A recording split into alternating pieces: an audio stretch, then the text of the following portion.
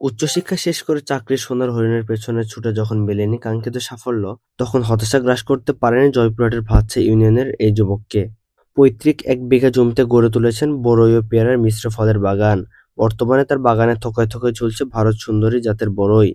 আমি বড়ইয়ের বাগান করছি মূলত লেখাপড়া শেষ করে কোনো কাজকর্ম না থাকার পরে আমি কৃষি কাজে মানে ঝুঁকে পড়ছি আর কি। বড়ই লাগায় বড়ই প্রচুর ফলন পাইছি আমি। অন্যান্য ফসলের তুলনায় বড়ইটা মোটামুটি লাভজনক। বড়ইয়ে আমার খরচ হয়েছে মাত্র ২৫,০০০ টাকা। এদিকে আমি প্রায় ৪০,০০০ টাকার মতো বিক্রি করছি।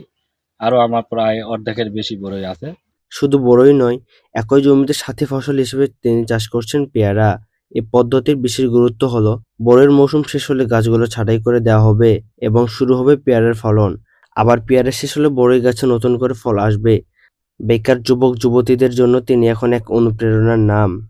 জয়পুরহাট সদর উপজেলার কৃষি অফিসার রাফসাহ জাহান বলেন, জয়পুরহাটের মাটি এই ধরনের ফসল চাষের জন্য খুবই উপযোগী। ভাতছার ওই যুবক একই সাথে বড়ই ও পেয়ারা চাষ করেছেন।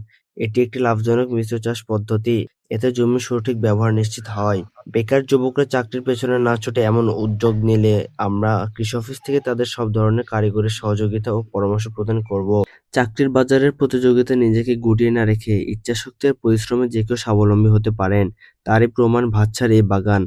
তার এই সফলতা দেখে এলাকার অন্য বেকাররাও ঝুঁকছেন কৃষি উদ্যোক্তা হওয়ার পথে। জয়পুরহাটের ভাতছা থেকে আমি আপনাদের সাথে ছিলাম জান্নাতুন নাইম, প্রজন্ম ২৪, জয়পুরহাট।